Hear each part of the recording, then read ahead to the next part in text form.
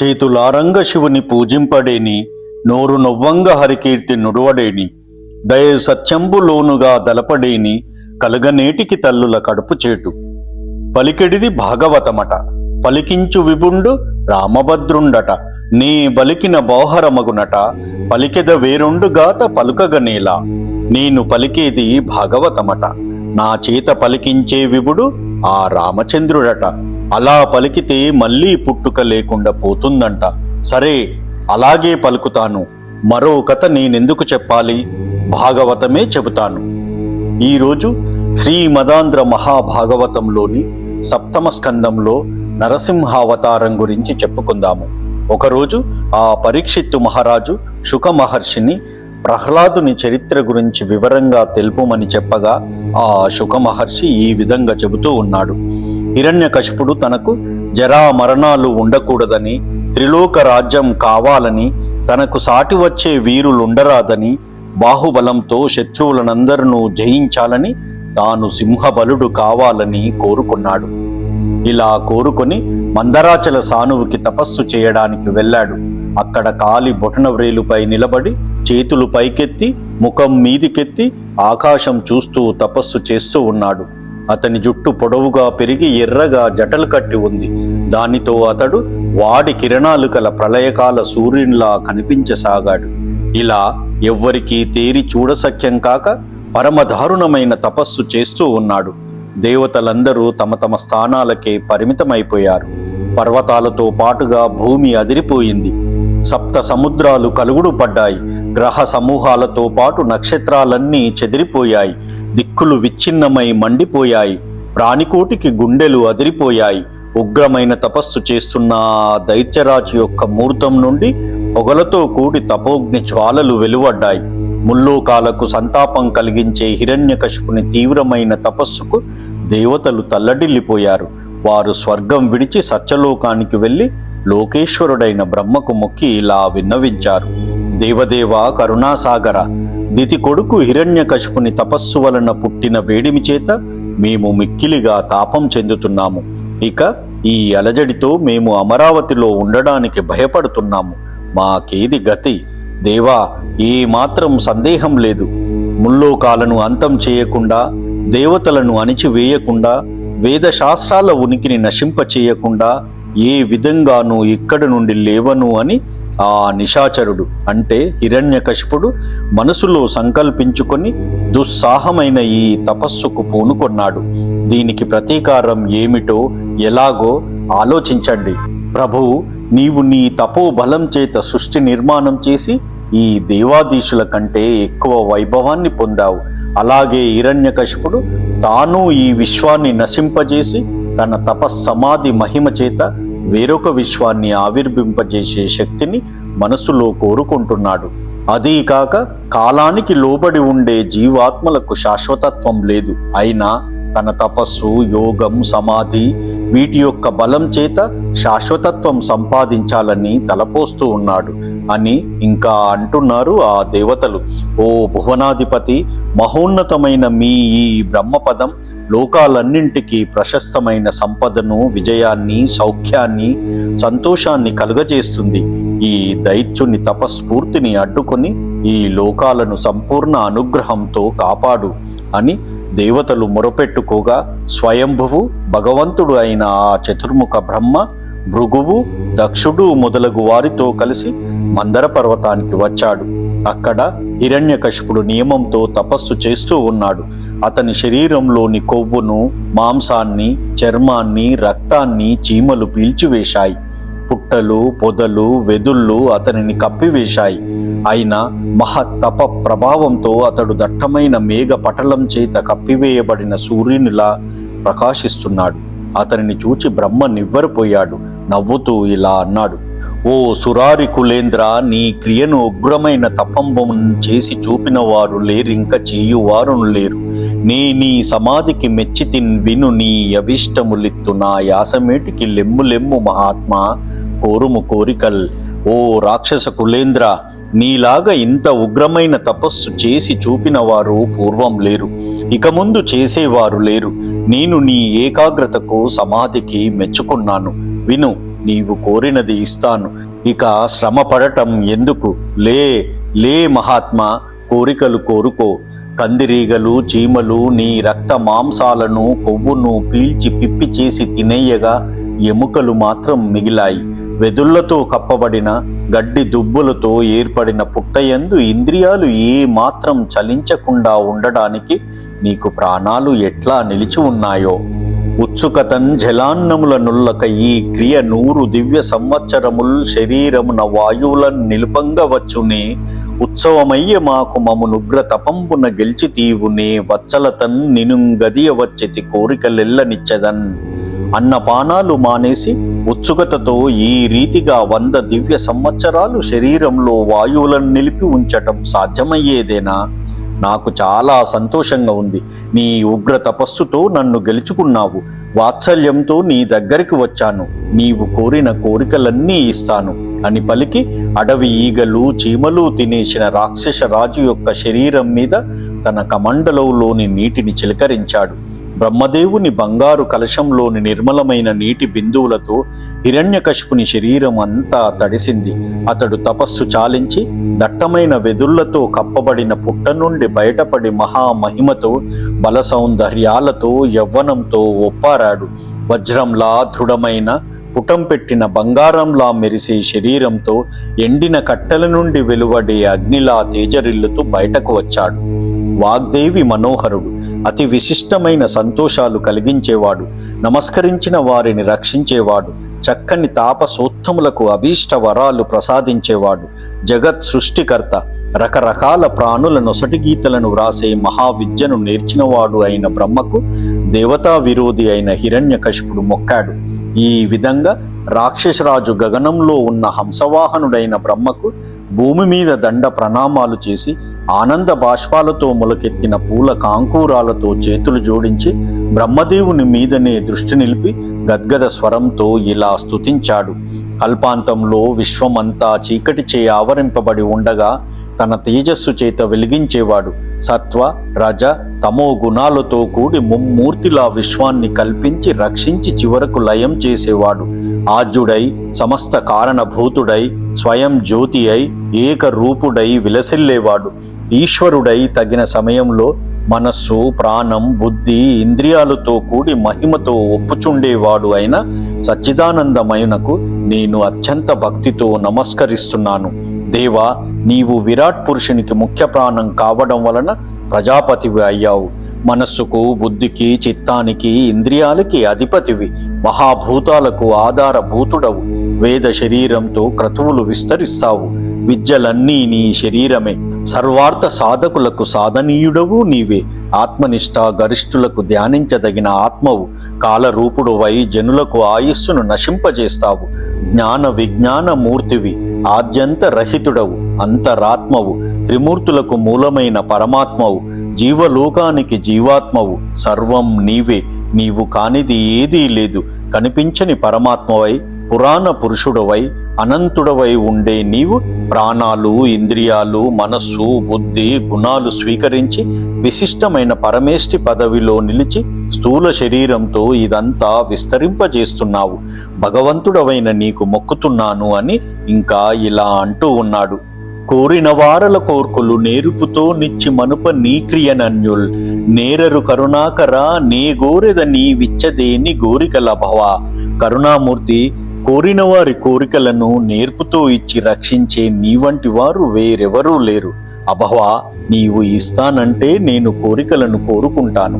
గాలిం గుంబినిన్ అగ్ని నంబూలన్ ఆకాశ స్థలిన్ దిక్కులన్ రేలన్ గస్రములన్ తమ ప్రబల భూరి గ్రాహ రక్షో మృగావ్యాల దిచ్చ నరాది జంతు కలహ వ్యాప్తిన్ సమస్త అస్త్ర శస్త్రాలిన్ మృత్యువు లేని జీవనము లోకాధీశ ఇప్పింపవే. లోకాధీశ, గాలిలో భూమిపైన అగ్నిలో నీటిలో ఆకాశంలో దిక్కులలో చావు లేని విధంగా పగటి ఎందుగాని రాత్రులందుగాని చావు లేనట్లుగా తమస్సు చేత ప్రబలమైన మొసళ్ళు మొదలైన జలాచరాలతో రాక్షసులతో మృగాలతో క్రూర జంతువులతో, దేవతలతో, నరులతో యుద్ధం సంభవించినప్పుడు చావులేని విధంగా, సమస్త శస్త్ర అస్త్రాలతో చావులేని విధంగా జీవితాన్ని ప్రసాదించు అని, ఇంకా యుద్ధంలో తనకెదురులేని పరాక్రమం కావాలని, లోకపాలులను మించిన మహిమ కావాలని, ముల్లోకాలను జయించాలని హిరణ్యకశిపుడు కోరుకున్నాడు.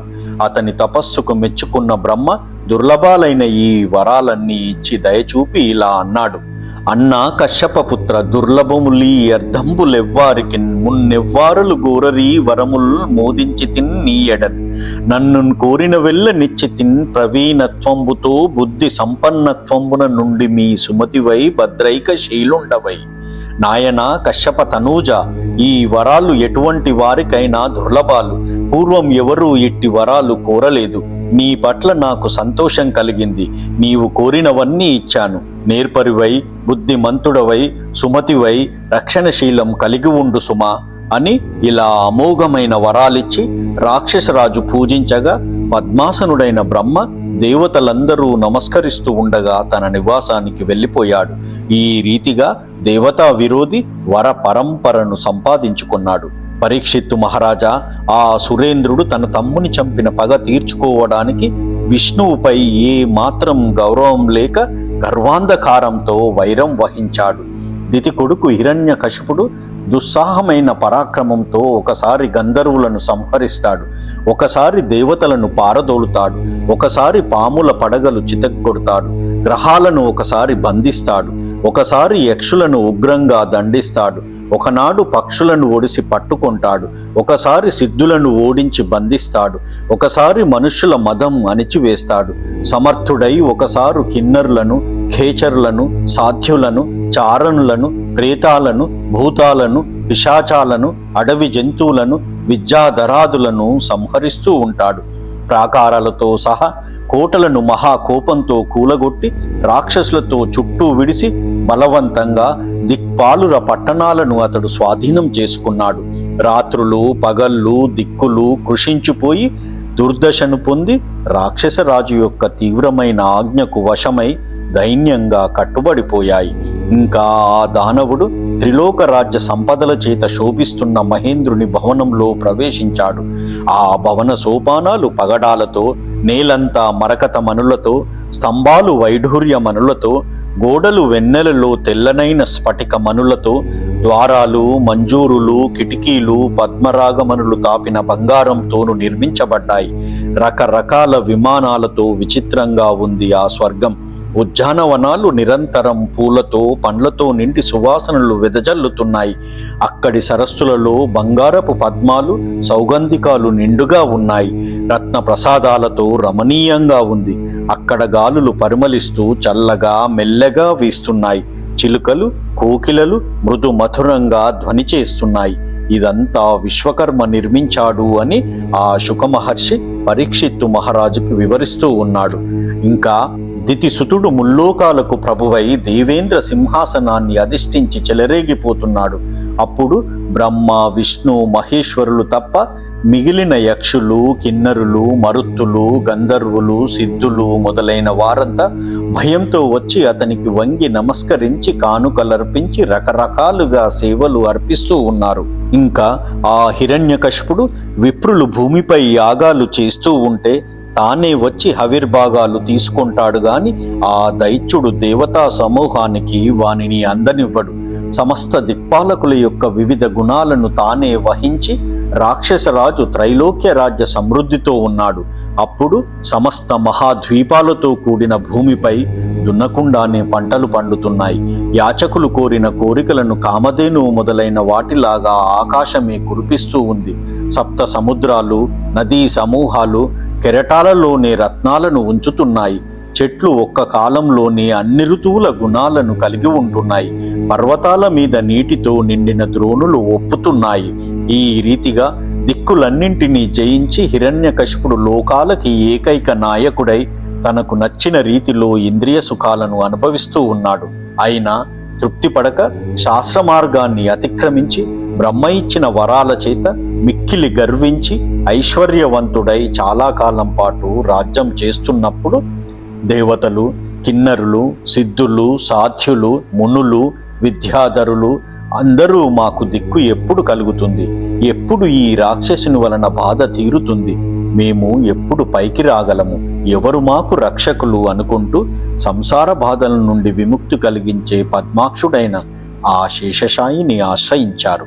ఈ రీతిగా దానవరాజు యొక్క ఉగ్రమైన శిక్షకు భయపడి శరణు ఇచ్చేవారు లేక అందరూ రహస్యంగా కలుసుకొని, ఎక్కడనున్నవాడు జగదీశ్వరుడు ఆత్మమయుండు మాధవుండెక్కడికేగే శాంతులు మునీషులు భిక్షులు రారు, క్రమ్మరం దిక్కుల నెల్ల నెక్కుడు తుదింజుర దిక్కగునట్టి దిక్కుకై మృక్కెదమేము హస్తయుగముల్ ముకులించి మదీయ రక్షకు. జగదీశ్వరుడు ఎక్కడ ఉన్నాడు, ఆత్మమయుడైన మాధవుడు ఎక్కడికి వెళ్ళాడు, శాంతులు మునీశ్వరులు భిక్షులు తిరిగి రావడం లేదు, దిక్కులన్నిటికీ అతీతమైన వాడు చివరకు చేరవలసిన దిక్కు అయినట్టి ఆశ్రయభూతుడైన ఆ మహావిష్ణువునకు మేము చేతులు జోడించి మమ్మల్ని రక్షించమని మొక్కుతున్నాము అని నిద్రాహారాలు మాని మనసులను అటూ ఇటు పోనీక నిశ్చల చిత్తులై మహాపురుషుడు మహాత్ముడు నిర్మల జ్ఞానానందమయుడు అయిన భగవంతునికి నమస్కరించారు ఆ దేవతలు. అప్పుడు మేఘ గంభీరమైన కంఠధ్వనితో దిక్కులు ప్రతిధ్వనించేలా సాధులకు అభయమిస్తూ ఆ పరమేశ్వరుడైన హరి కనిపించకుండా కేవలం వినిపిస్తూ ఇలా అన్నాడు: భయముం చెందకుడయ్య నిర్జరవరుల్ భద్రంబు మీకయ్యడున్, జయమున్ లాభము భూత సంతతికి మత్ సందర్శన ప్రాప్తిన, వ్యయమై చేరు నెరుంగుదున్ దితిసుత వ్యాపార భాషా విపర్యయముల్, కాలము గూడ జంపెదన్ జనుడందాక మీ త్రోవలన్. దేవతలారా, భయపడకండి, మీకు మేలు జరుగుతుంది. నా దర్శనం పొందడం వలన ప్రాణులకు జయము లాభము శాశ్వతంగా సమకూరుతాయి. ఆ దైత్యుని యొక్క విరుద్ధమైన చేష్టలు మాటలు నేను ఎరుగుదును. కాలం కలిసి రాగానే చంపుతాను. అంతవరకు మీరు మీ దారిన వెళ్ళండి.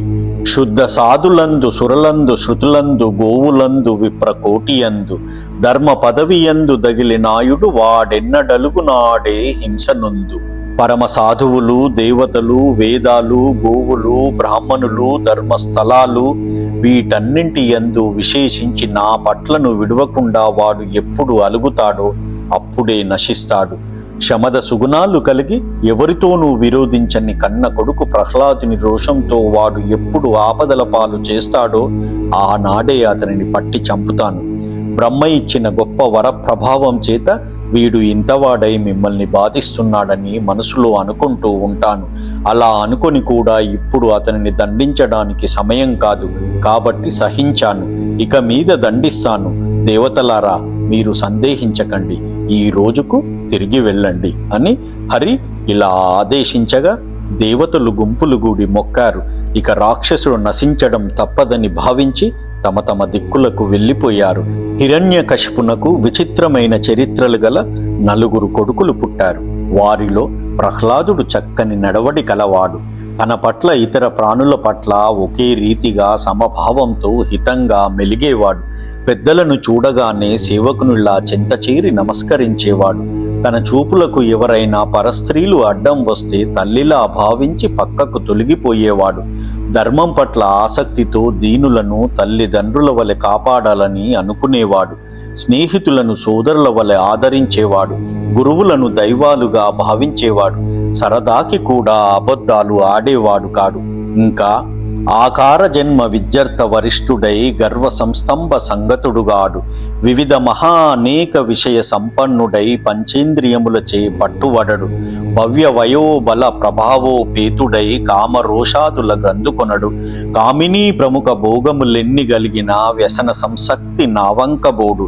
విశ్వమందు గన్న విన్నయర్థములయందు వస్తుదృష్టి చేసి వాంచయిడడు. ధరణినాథ దైత్య తనయుండు హరిపర తంత్రుడై హతాన్య తంత్రుడగుచు. ఆ రాక్షసరాజు యొక్క కుమారుడు హరిపరాయణుడై ఇతర విషయాల పట్ల ఆసక్తి లేనివాడై రూపం పుట్టుక విద్య ధనం చేత గొప్పవాడై కూడా పొంగడు. వివిధములైన అనేక మహా విషయాలు తెలిసి ఉండి కూడా పంచేంద్రియాలకు లోబడడు. మంచి వయసు బలం వైభవం కలిగి ఉండి కూడా కామం రోషం మొదలైన వానిలో చిక్కబోడు. స్త్రీలు మొదలైన భోగాలు ఎన్ని ఉన్నా ఆ వ్యసనాల వైపుకే వెళ్ళడు. ప్రపంచంలో తాను చూచిన వినిన విషయాలన్నీ కూడా అనిత్యాలనే దృష్టితో వాటిపై కోరిక పెట్టుకోడు. సద్గుణాలన్నీ గుంపులు గట్టి వచ్చి విష్ణుని ఎడబాయని రీతిగా ఆ ప్రహ్లాదుని విడిచి వెళ్ళవు. పరీక్షిత్తు మహారాజా, నేటికి ఆ గుణాలన్నీ నిలిచి ఉన్నాయి. ప్రహ్లాదుని వంటి సుగుణవంతులను మేము ఎక్కడా ఎరుగం అని శత్రువులైన దేవతలు కూడా సత్కవులు వృత్తపద్యాలలో పొగడినట్లుగా అతని నడవడికను గూర్చి సభలలో పొగడడానికి పూనుకుంటారు. రాజా, మీ వంటి మంచి భగవద్భక్తులు కూడా దైత్యరాజు యొక్క కుమారుని పనికట్టుకొని కీర్తిస్తూ ఉంటారు కదా. గుణనిధియగు ప్రహ్లాదుని గుణములనేకములు గలవు గురుకాలమునన్ గనుతింపన శక్యంబులు ఫణపతికి బృహస్పతికిని భాషాపతికిన్. గుణనిధి అయిన ప్రహ్లాదుని గుణాలు అనేకం ఉన్నాయి. శేషునికి కాని, బృహస్పతికి గాని, బ్రహ్మకైనా గాని ఎంతకాలం వెచ్చించినా లెక్కించడానికి శక్యం కాదు. ఈ రీతిగా సద్గుణవంతుడైన ప్రహ్లాదునికి భగవంతుడైన వాసుదేవుని యందు సహజంగానే భక్తి వృద్ధి పొందింది. అందుచేత అతడు నిరంతరం ధ్యాన నిమగ్నుడు కాసాగాడు. శ్రీవల్లభుడు దన్ను చేరిన ఎట్లయినా చెలికాండ్రనెవ్వరి జైరమరుచు, అసురారి ధనంరోల నాడిన ఎట్లయినా అసుర బాలురతోడ నాడమరుచు, భక్తవత్సలుడు సంభాషించినట్లయినా పరభాషలకు మారు పలకమరచు, సురవంజుదనులోన చూచిన ఎట్లయినా చొక్కి సమస్తంబు చూడమరచు, హరి పదాంభోజయుగ చింతనామృతమున నంతరంగంబు నిండినట్లయినా అతడు నిత్య పరిపూర్ణుడగుచు నన్నియున్ మరచి జడతలేకయునుండును జడును భంగి. ఆ శ్రీహరి తన వద్దకు చేరినట్లు అనిపించగానే స్నేహితులను చేరడం మరచిపోతాడు. ఆయన తన వద్ద ఆడుతున్నట్లు ఉంటే రాక్షస బాలులతో కూడి ఆడడం మరచిపోతాడు. ఆయన తనతో మాట్లాడుతున్నట్లు ఉంటే ఇతరుల మాటలకు సమాధానం చెప్పడం మరచిపోతాడు. ఆ హరి తనలో ఉన్నట్లు కనిపించగానే పరవశించిపోయి సమస్తాన్ని చూడడం మరచిపోతాడు. శ్రీహరి పాద పద్మాలను ధ్యానించడం అనే అమృతంతో మనసంతా నిండిపోతే అతడు నిత్య పరిపూర్ణుడై అన్నీ మరచిపోయి జడత్వం లేకపోయినా జడును వలనే ఉంటాడు. పానీయంబులు త్రావుచున్ గుడుచుచున్ భాషించుచున్ హాసలీలా నిద్రాదులు సేయుచున్ తిరుగుచున్ లక్ష్మించుచున్ సంతత శ్రీనారాయణ పాదపద్మ యుగలీ చింతామృత స్వాదసంధానుడై మరచన్ సురారి సుతుండేతద్విశ్వమున్ బహువరా. రాజా, ఆ ప్రహ్లాదుడు నీళ్లు తాగుతూ, అన్నం తింటూ, మాట్లాడుతూ, సరదాగా ఆడుతూ, నిద్రిస్తూ, తిరుగుతూ, చూస్తూ ఎప్పుడూ కూడా శ్రీమన్నారాయుని పాద పద్మాలను ధ్యానించడం అనే అమృతంలో మునిగిపోయి ఈ విశ్వాన్ని అంతటినీ మరిచిపోయాడు. శ్రీహరిని గూర్చిన ధ్యానం తనకు దూరమైతే ఒకసారి ఒక్కడు కూర్చొని ఏడుస్తూ ఉంటాడు. ఎడతెగని హరి భావనల చేత మనసు నిండిపోతే ఒకసారి గొంతెత్తి గట్టిగా పాడుతాడు. ఒక్కొక్కసారి విష్ణువు తప్ప వేరేది లేదని పక్కకు తిరిగి నవ్వుకుంటాడు. శ్రీహరి అనే పెన్నిది తనకు దొరికిందని పొంగిపోయి ఒకసారి చిందులు వేస్తూ ఉంటాడు. శ్రీహరి పట్ల ఉండే ప్రేమతో ఆనంద బాష్పాలు విడుస్తూ పులకలెత్తిన శరీరంతో ఒక్కొక్కసారి అతనిని స్తోత్రం చేస్తూ ఉంటాడు. ఒక్కొక్కసారి కళ్ళు మూసుకొని నిశ్చలంగా ఉండిపోతాడు. పూర్వజన్మలో పరమ భాగవతుల సాంగత్యం చేత ఈ రీతిగా ప్రహ్లాదునికి శ్రీహరి పాదసేవా భావం అమితంగా కలిగింది. అతనికి సూటిగా మోక్షభావం పెరగసాగింది. ఆయా సమయాలలో దుర్జన సాంగత్యం కలిగిన ఆ కారణంగా మనసు ఇతర విషయాల మీదికి పోకుండా నిగ్రహించుకుంటూ అప్రమత్తుడై సంసార వైముఖ్యం అలవర్చుకున్నాడు. అతడు జ్ఞానులకు విధేయుడు, మహాభాగ్యశాలి, మంచి గుణాలు కలవాడు, పరమ భాగవతోత్తముడు, కర్మబంధాలను తెక్కోసి పవిత్రుడైనవాడు. అటువంటి కొడుకుతో వైరం పూని నిర్దయుడై రాక్షసరాజు అతన్ని చంపడానికి ఆదేశించాడు అని చెప్పగానే ఆ పరీక్షిత్తు మహారాజు శుకమహర్షిని ఇలా అడిగాడు: పుత్రులు నేర్చిన నేరకున్న జనకుల్ పోషింతురెల్లప్పుడున్ మిత్రత్వంబున బుద్ధి చెప్పి దురితోన్మేషంబు వారింతురే శత్రుత్వంబు దళం పరియెట్టినెడ నా సౌజన్య రత్నాకరం పుత్రున్ లోక పవిత్రున్ తండ్రి నెగులుం పొందింప నెట్లేర్చనో. కొడుకులు చేతనైన వారైనా చేతకాని వారైనా తండ్రులు వారిని ఎల్లకాలము పోషిస్తూ ఉంటారు. వారు చెడు త్రోవల్లో పోతే మిత్రుల్లా బుద్ధి చెప్పి వారిని వారిస్తారు. వారి పట్ల శత్రుత్వం మాత్రం పెంచుకోరు. మరి లోకం తీరు ఇలా ఉంటే మిక్కిలి సజ్జనుడు పవిత్రుడు అయిన కొడుకును తండ్రి ఎలా హింసించగలిగాడో. మహామహిమోపేతుడు శ్రీహరి పాద పద్మాలను ఎల్లప్పుడూ ధ్యానిస్తూ ఉండేవాడు. దయాలువు, సాధువుల గురువుల పాదాలకు వంగి నమస్కరించేవాడు. నిర్మల చిత్తం కలిగినవాడు, సమస్త సభ్య సమాజం చేత కొనియాడబడేవాడు. మోహపాశాలను తెగగోసినవాడు. బాలుడు అయిన ప్రహ్లాదుని తండ్రి ఎందుకు చంపమని ఆజ్ఞాపించాడు? మునీంద్ర, నాకు చాలా కుతూహలంగా ఉంది, చెప్పండి అని ఆ పరీక్షిత్తు మహారాజు అడగ్గా ఆ శుక మహర్షి ఇలా అంటూ ఉన్నాడు. ఇంద్రపదవి లభించినా పట్టించుకోడు. ఎప్పుడు చూసినా అందరిలో బలహీనంగా జడత్వంతో ఉంటాడు. వీడిని చదివిస్తే గాని చురుకుగా ఉండడని ఆలోచించి హిరణ్యకశిపుడు ఒకనాడు తన ముద్దుల కొడుకును చూచి మిక్కిలి కోరికతో ఇలా అన్నాడు.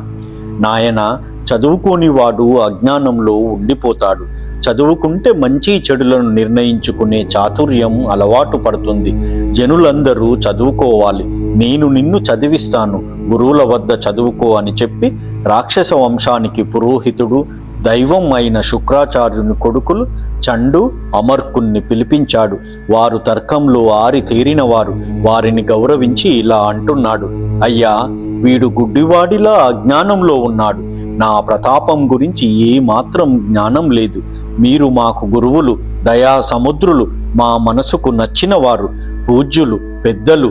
మమ్మల్ని గౌరవించి ఈ బాలుని చేత గ్రంథాలు చదివించి నీతి కుశలుని చేసి రక్షించండి అని చెప్పి వారికి ప్రహ్లాదుని అప్పగించి తీసుకొని పొండని చెప్పాడు. వారు కూడా రాక్షస కుమారుని తీసుకుని వెళ్ళి అతని ఈడు పిల్లలైన రాక్షస కుమారులను కొందరిని అతనితో పాటు వినడానికి ఏర్పాటు చేశారు. ఆ రీతిగా శుక్రుని కొడుకులు మిక్కిలి భక్తితో రాక్షసరాజు అయిన హిరణ్యకశిపుని భవనం నుండి రాజకుమారుని తీసుకుని వెళ్ళి చదువదగిన అనేక శాస్త్రాలను అతని చేత చదివించారు. అతడు కూడా చలించని విష్ణు భక్తితోనే అవి అన్నీ విన్నాడు, చదివాడు. వాళ్ళు ఎలా చెబితే అలాగే చదువుతున్నాడు గాని అది ఇలా, ఇది అలా అని తాను ఏ మాత్రం ఆక్షేపణ చెయ్యలేదు. ఎందుకంటే నిరూపించి చూస్తే అవి అన్నీ వట్టి మిథ్యలనే బుద్ధి అతనికి స్థిరంగా ఉంది. ఇలా కొన్నాళ్ళు గడిచింది. రాక్షసరాజుకు మనసులో సందేహం కలిగింది. నా కొడుకును గురువులు ఏ రీతిగా చదివించారో, ఈ మందబుద్ధి ఏమి చదువుకున్నాడు, పిలిచి మాట్లాడి అతని విద్యా పరిశ్రమను చూద్దామనుకొని తన సౌద అంతర్భాగంలో కూర్చొని సంతోషంగా ప్రహ్లాదుని పిలుచుకొని రమ్మని ఆజ్ఞాపించాడు.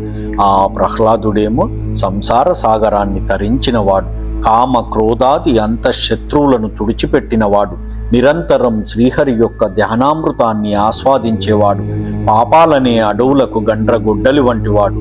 ఈ రీతిగా రాజుగారు పంపిన చారులు పిలువగా ప్రహ్లాదుడు వారి వెంట వచ్చాడు. కొడుకును చూడగానే హిరణ్యకశిపుడు నాయనా రా అంటూ ఎంతో వాత్సల్యంగా పిలిచి తన ఒడిలో కూర్చోపెట్టుకున్నాడు.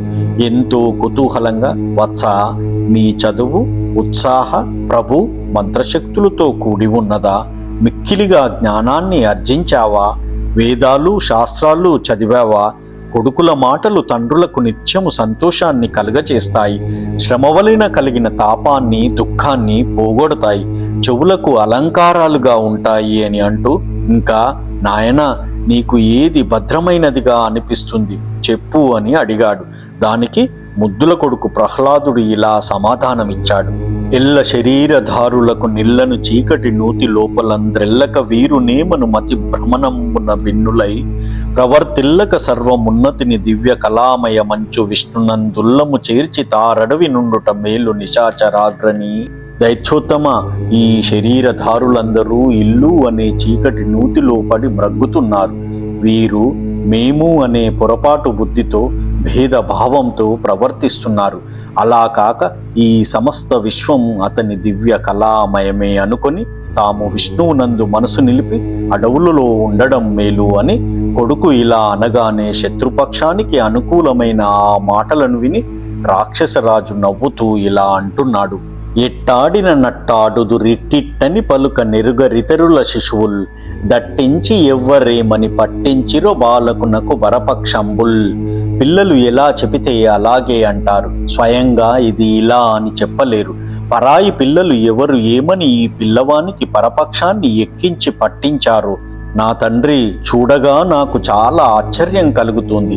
ఈ బుద్ధి నీలో నీకే కలిగిందా, లేక శత్రువులెవరైనా ఈ దుర్నీతిని నీ చేత చదివించారా, లేక ఏకాంతంలో శుక్రాచార్యుని కొడుకులే చెప్పారా? ఆ వైకుంఠవాసుడు మన రాక్షస కులానికి అపకారం చేసినవాడు. అతనిని నీవు ఎందుకు ప్రశంసిస్తావు?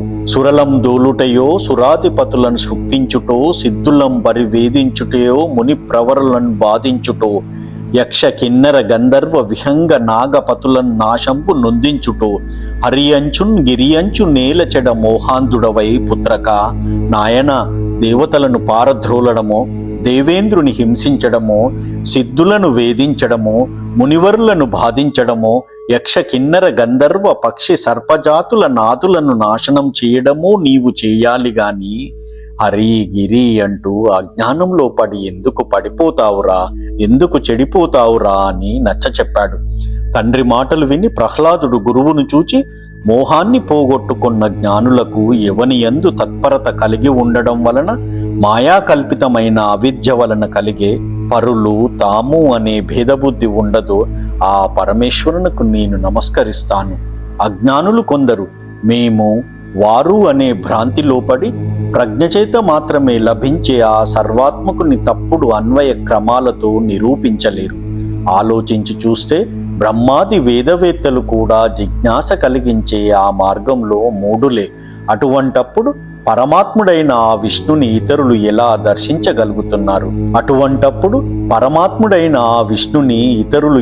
దర్శించగలుగుతారు? బ్రాహ్మణోత్తమ, అయస్కాంతం సన్నిధిలో ఇనుము ఎలా తిరుగుతూ ఉంటుందో అలాగే నా చిత్తం కూడా దైవయాగం చేత ఆ విష్ణువు సన్నిధిలో తిరుగుతూ కరిగిపోతుంది. మందార మకరంద మాధుర్యమున తేలు మధుపంబు ఓవునే మదనములకు, నిర్మల మందాకిని వీచికల దూగు రాయంచ చనునే తరంగినులకు, లలిత రసాల పల్లవ ఖాదియై చొక్కు కోయిల చేరునే కుటజములకు, పూర్ణేందు చంద్రిక స్ఫురిత చకోరకం పరుగునే సాంద్ర నీహారములకు, అంబుజోదర దివ్య పాదార వింద చింతనామృత పాన విశేషమత్త, చిత్తమే రీతిని తరంబు చేరనేర్చు వినుత గుణశీల మాటలు వేయునేల, మందార మకరందాల తీయదనాన్ని ఆస్వాదించే తుమ్మెద ఉమ్మెత్త పువ్వుల జోలికి వెళ్తుందా? స్వచ్ఛమైన ఆకాశగంగ తరంగాలలో తూగులాడే రాజహంస మామూలు వాగులకు వెళ్తుందా? అందమైన మామిడి చిగుళ్లను మేసే కోయిల కొండమల్లెల వద్దకు వెళ్తుందా? నిండు చంద్రుని వెన్నెలకు స్పందించే చకోర పక్షి దట్టమైన మంచు దగ్గరకు వెళ్తుందా? అలాగే శ్రీహరి పాదార వింద ధ్యానామృతాన్ని పానం చేసి మిక్కిలిగా మత్తిల్లిన చిత్తం ఇతర విషయాల మీదికి ఎలా వెళ్తుంది? ఇక 1000 మాటలెందుకు అన్నాడు ఆ ప్రహ్లాదుడు. అది విన్న రాజసేవకుడైన పురోహితుడు ప్రహ్లాదుని చూచి రోషంతో తిరస్కార పూర్వకంగా ఇలా అంటూ ఉన్నాడు. నీవు 5 ఏళ్లవాడివి, బాలుడవు, ఇంచుకంత లేవు, తర్కవాక్యాలు మాట్లాడుతున్నావు. మేము చెప్పిన శాస్త్ర అర్థాలలోని ఒక్క విషయమైనా చెప్పటం లేదు. ఈ రాక్షసరాజు ముందు మేము తల దించుకునేలా చేశావు. నీవు శత్రువులను పొగుడుతూ వంశాన్ని దూషితం చేస్తున్నావు. వీడు దానవరాజుకు శత్రువే కాని కొడుకు కాదు. రాక్షస వంశమనే చందనవనంలో ఇతడు ముళ్ళ చెట్టులా పుట్టాడు. ఎప్పుడు చూసినా రాక్షస కులాంతకుడైన విష్ణువునే స్తోత్రం చేస్తూ ఉంటాడు. దండిస్తే తప్ప చదువుకు పనికిరాడు. పట్టుకొని గట్టిగా కొట్టండి. దానవరాజా, మేము ఈ పిల్లవాడిని చదివిస్తాం. నీ పాదాల మీద ఒట్టు. ఇక మా నైపుణ్యం అంతా చూసి ఇతనిని కోపపడి దండిస్తాం. మీరు మా మీద మాత్రం కోపించకండి అని ఆ పైన రాజకుమారుని రకరకాల మార్గాలలో బెదిరిస్తూ రాజు వద్ద నుండి తీసుకొని పోయారు.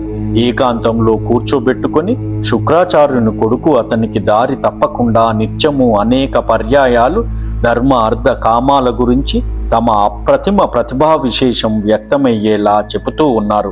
ఆ గురువు ఇంకా తన శిష్యునకు సామ దాన వేద దండ ఉపాయాలు 4 సంపూర్ణంగా బోధించి నీతిశాస్త్రంలో పండితుడయ్యాడని నమ్మి నిశ్చయం చేసుకొని తల్లికి తెలియజేశాడు. ఆ తల్లి అలంకరించగా కులదీపకుడైన ప్రహ్లాదుని చూచి గురువు, త్రిప్పకుమన్నా మా మతము దీర్ఘములైన త్రివర్గ పాఠముల్, దప్పకుమన్నా నేడు మన దైత్య వరేణ్యుని మ్రోల నేముమున్, చెప్పిన రీతిగాని మరి చెప్పకుమన్నా విరోధి నీతులన్, విప్పకుమన్నా దుష్టమగు విష్ణు చరిత్ర కథార్థ చాలముల్. నాయన, మా మతాన్ని తారుమారు చేయకు, దీర్ఘములైన త్రివర్గ పాఠాలను చెప్పడంలో తప్పు చేయకు. ఈ రోజు రాక్షసరాజు ఎదుట మేము చెప్పినవే గాని మరింక శత్రువుల నీతులను చెప్పకు, దుష్టమైన విష్ణుని చరిత్ర కథలలోని అర్థాలను విప్పకు అని బుజ్జగించి రాక్షసరాజు ఎదుటకు వెంట పట్టుకొని వచ్చారు. ప్రహ్లాదుడు అడుగడుగునకు శ్రీహరి పాద పద్మ ధ్యానామృతం యొక్క మాధుర్యంలో ఒడలు మర్చిపోతూ ఉంటాడు. బ్రహ్మాదులు కూడా అలవర్చుకోలేని హరిభక్తి మూర్తి భవించినవాడు. తల్లి కడుపులో పడి ఊపిరి పోసుకొన్నది మొదలుకొని మనస్సును అచ్యుతుని మీద లగ్నం చేసినవాడు. సమస్త విశ్వం విష్ణుమయమని తనలోన భావించుకునేవాడు. వినయం, దయాబుద్ధి, వివేక లక్షణం మొదలైన గుణాలకు ఆట పట్టైనవాడు.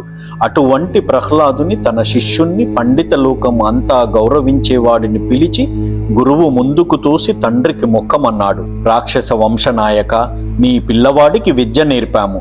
ఇతర పక్షాలు వదిలి నీతి శాస్త్రంలో పారంగతుడైనాడు. నీ కుమారుని విద్యాబలాన్ని నేడి నీవు చూడవచ్చును అన్నారు. ఇలా అన్న శుక్రాచార్యుని కొడుకు యొక్క మాటలు విని రాక్షసుల రాజు తనకు నమస్కరించి నిలుచున్న కొడుకును చూశాడు, దీవించాడు. చేతులు చాచి వెంటనే దగ్గరకు తీసుకొని గాఢంగా కౌగిలించుకున్నాడు. తన తొడల మీద కూర్చోబెట్టుకున్నాడు. జుట్టు సవరించి చుబుకం నిమురుతూ చెక్కిలి ముద్దు పెట్టుకొని శిరస్సును ఆగ్రహణించాడు. ప్రేమాతిరేకం చేత కురిసిన ఆనంద బాష్పాలతో కొడుకు వదనార విందాన్ని తడిపివేశాడు. మెల్లగా మధురంగా ఇలా అన్నాడు, అక్కజంగా ఉంది. ఇంతకాలం గడిచిపోయింది. పరిశోధించి నేర్చుకోవలసిన అంశాలు ఏమేమి చెప్పారో గురువులు, ఏ రీతిగా నిన్ను చదివించారో, నీవు తెలుసుకున్న శాస్త్రంలోని విద్యా సారాన్ని తెలుసుకోవాలనుకుంటున్నాను. ఒక్క పద్యం చెప్పి అర్థంతో పాటు తాత్పర్యాన్ని వివరించరా అన్నాడు.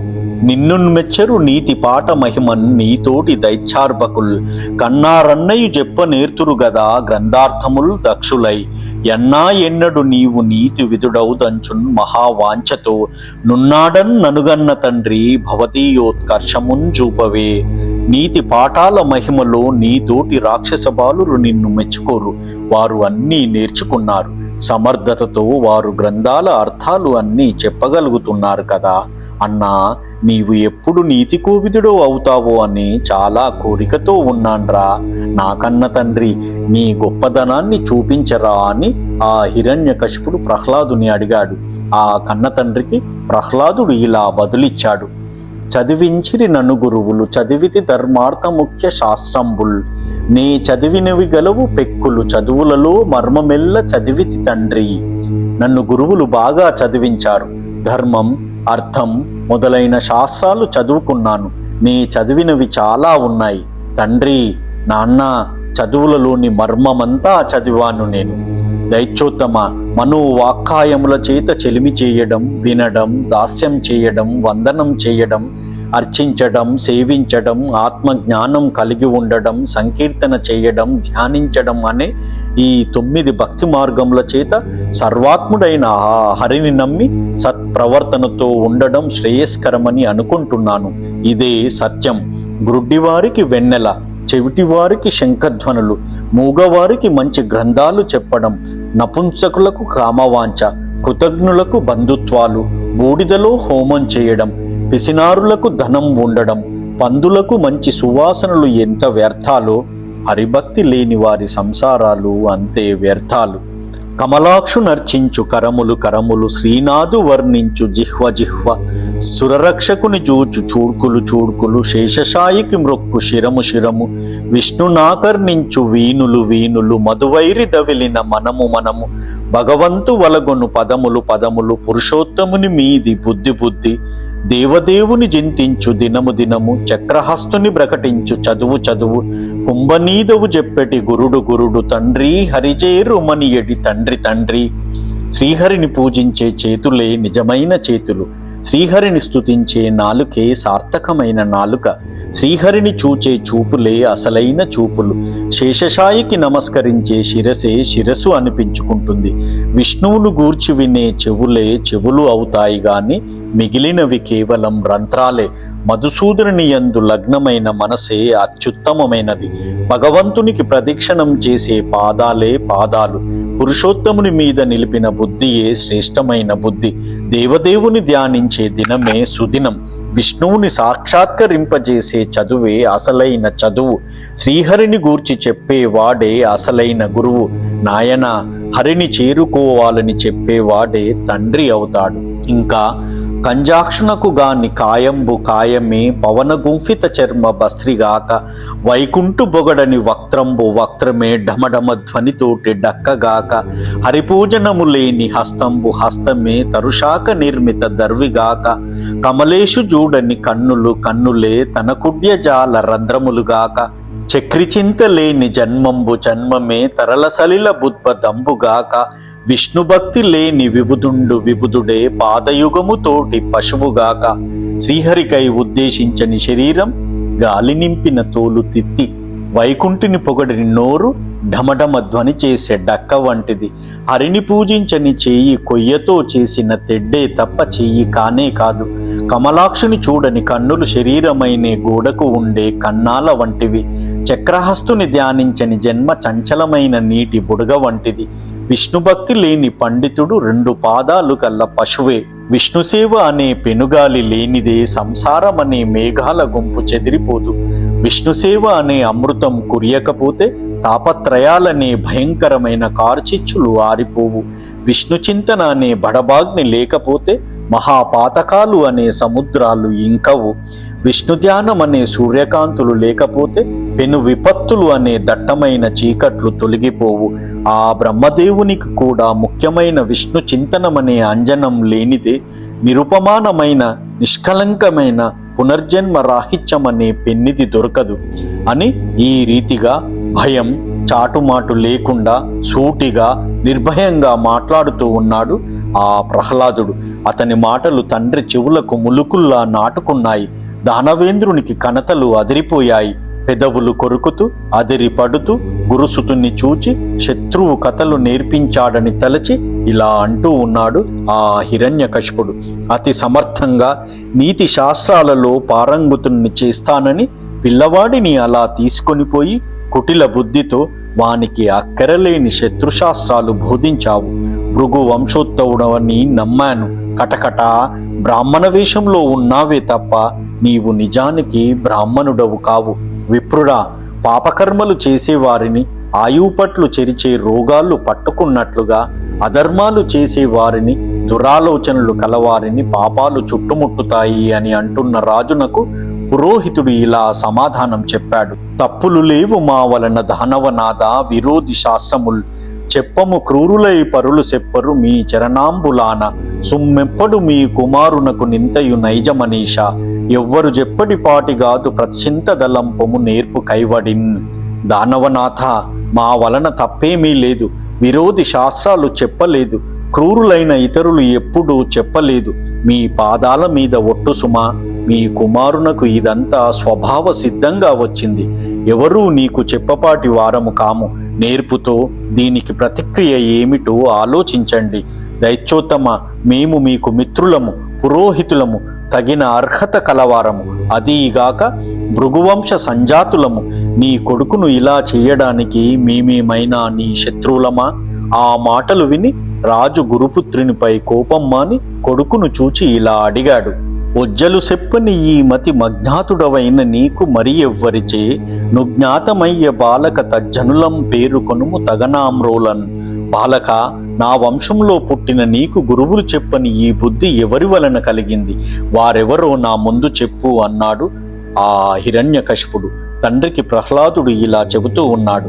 అచ్చపు చీకటింబడి గృహవ్రతులై విషయ ప్రవిష్టులై చచ్చుచు పుట్టుచున్ మరల చర్విత చర్వనులైన వారికింజెచ్చర పుట్టునే పరులు చెప్పిననైన నీ జేచ్చనైన నీ మెచ్చిననైన గానలకు నేగినైన హరి ప్రబోధముల్.